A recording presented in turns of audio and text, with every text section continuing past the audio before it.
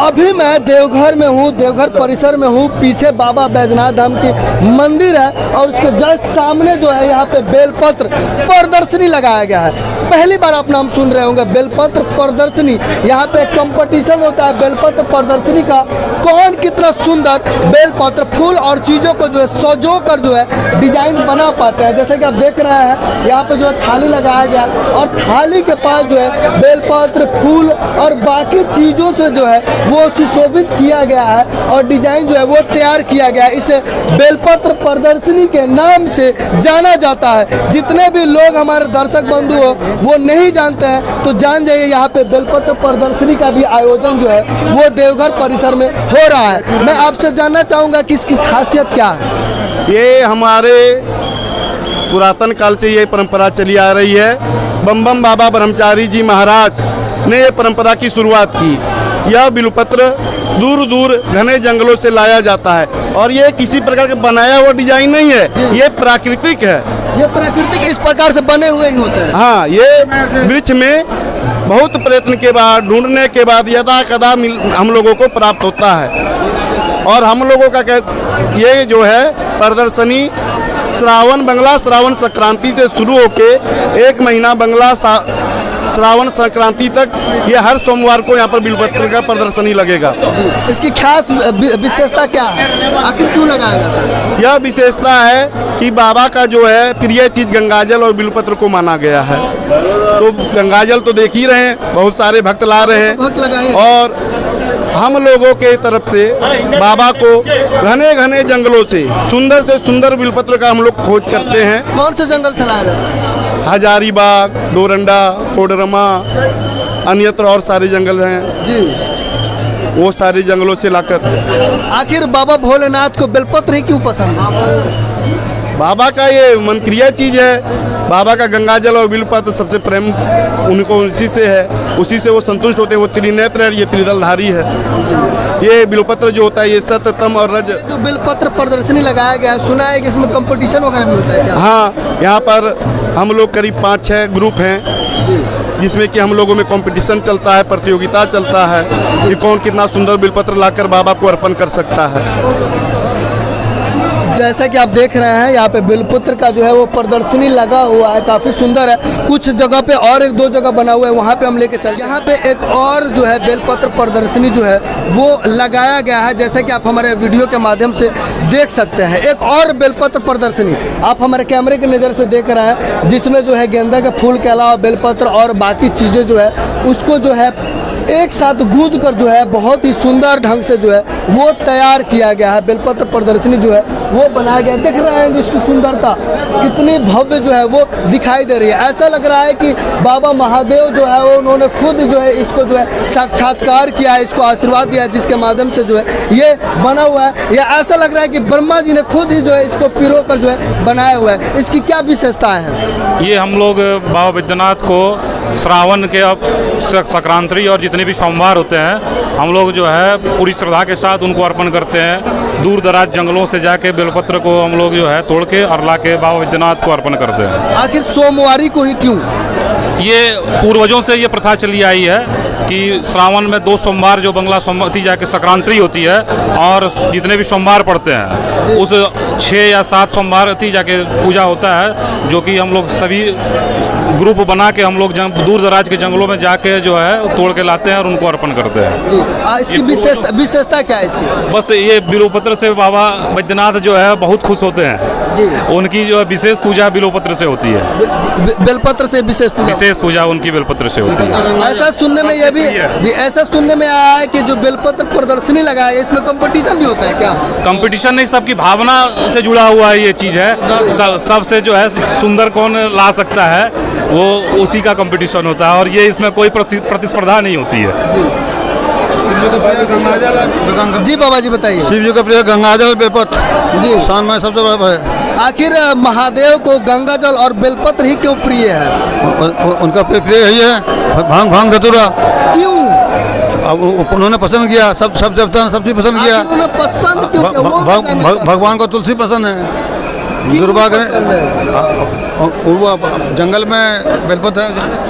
आप इनको नहीं पता है तो देख रहे हैं ये देख रहे हैं ये प्रदर्शनी काफी अच्छा जो है वो लगाया गया है। कुछ और जगह बना हुए, चलिए हम जैसा कि यहाँ देख रहे हैं कैमरे की नज़र से एक और बेल प्रदर्शनी जो है यहाँ पे लगाया गया। आप कैमरे की नज़र से जो है वो देख रहे हैं बेल प्रदर्शनी जो है काफ़ी शानदार तरीके से जो है वो यहाँ पे सजाया गया। साथ ही साथ नाग महाराज को भी जो है साथ में जो है सुशोभित किया गया हुआ है। तो ये जो है अलग अलग तरीके से जो है वो चीज़ों को दिखाने की कोशिश की गई है। बेलपत्र को जो है सुशोभित करके जो है चीज़ों को सजाया जा रहा है, चीज़ों को जो है दिखाया जा रहा है। यहाँ पे भी देख सकते हैं बेलपत्र प्रदर्शनी लगा हुआ है।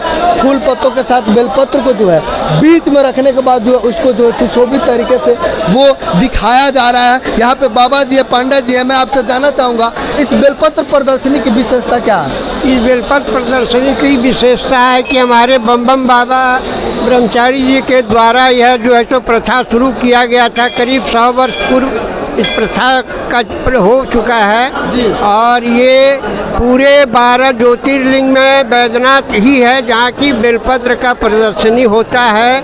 और बड़ी दूर दूर से जंगल से यह बेलपत्र हजारीबाग, रांची, कोडरमा से होते हुए जितना भी है जंगल का एरिया वहाँ से हम लोग बेलपत्र लाते हैं। मैं आपसे एक सवाल करना चाहूँगा जिनका 3 से 4 पंडा लोगों ने जवाब नहीं दे पाए हैं। सवाल ये है कि आखिर महादेव को बेलपत्र और गंगाजल ही क्यों प्रिय है? महादेव को बेलपत्र और गंगाजल तो ये पुराणों में ही वर्णित है, पुराणों के द्वारा ही दिया गया है। और ये जो है सो प्रिय उनका है कि ये शिव और शक्ति का मिलन होता है। इसमें जो हम लोग ये त्रिनेत्र जो है ये तीनों का जो है सो इसमें वर्णन किया गया है।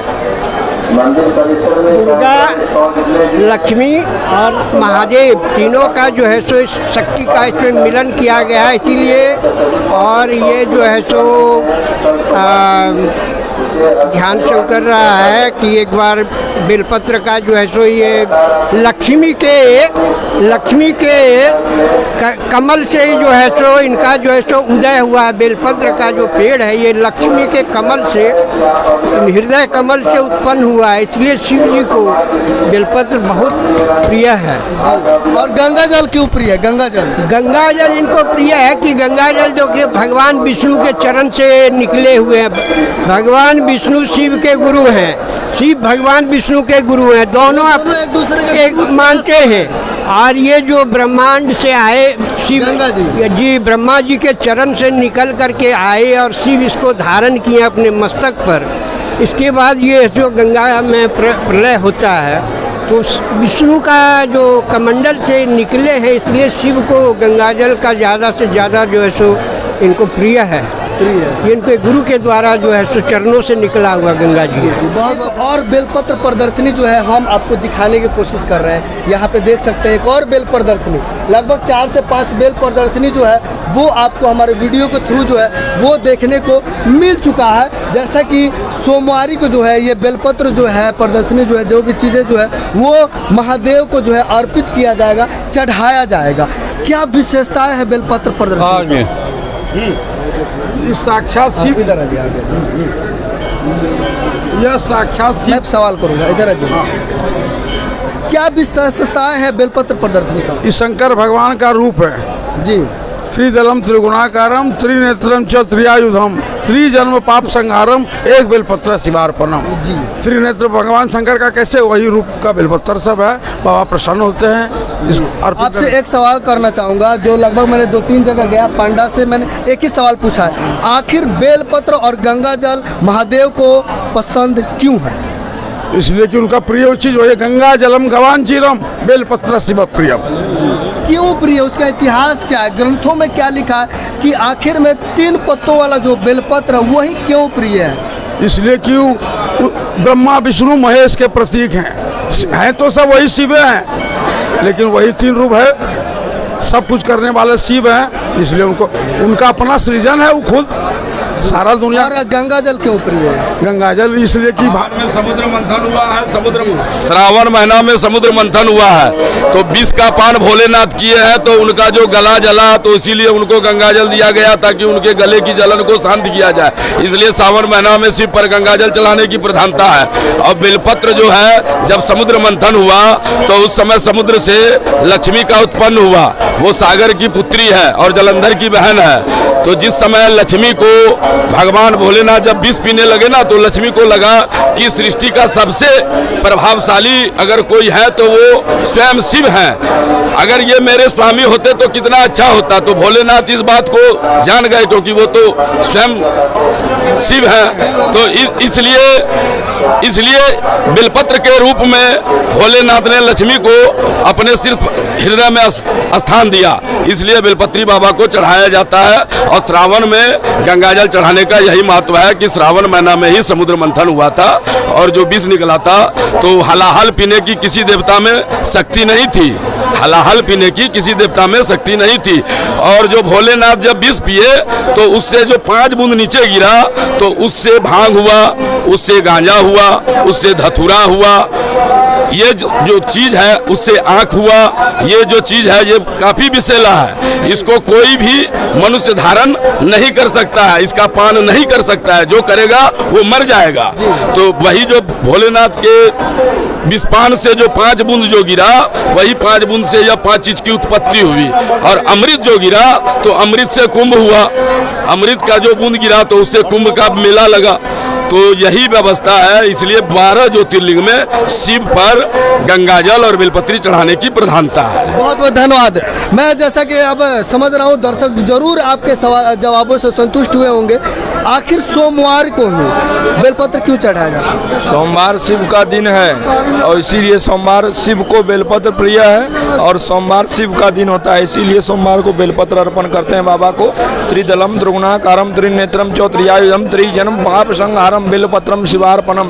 महादेव शंकर भोले को बेलपत्र, एक बेलपत्र चढ़ाने से 3 जन्मों का किया हुआ, जन्म जन्मांतर का किया हुआ पाप क्षण में नष्ट हो जाता है। अगर आप शुद्ध मन से उनको 1 बूंद गंगाजल और 1 बेलपत्र, 3 दल का 3 पत्ता का बेलपत्र अगर आप बाबा को अर्पण करते हैं तो आपका समस्त परिवार का कल्याण, समस्त सृष्टि का कल्याण, आपके समस्त का कल्याण होगा। बाबा के दरबार में और कुछ भजन ना हो, ऐसा हो ही नहीं सकता।